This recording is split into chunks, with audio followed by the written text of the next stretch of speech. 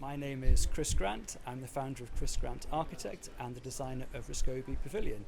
I'm here today to receive an award for the Duplex treatment of galvanized steel.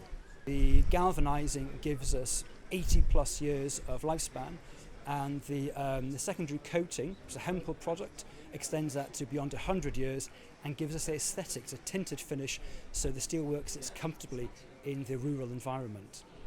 I think it's really important these awards exist to showcase the potential of steel in architecture. I'm certainly very pleased, delighted to win an award today because there's some very significant architectural projects have won this in the past, and so we follow in their footsteps. Personally, I'm going to share the shiny galvanized watering can with my clients so they can use it to water the garden that Rescobie Pavilion overlooks. It feels like a fitting home for it.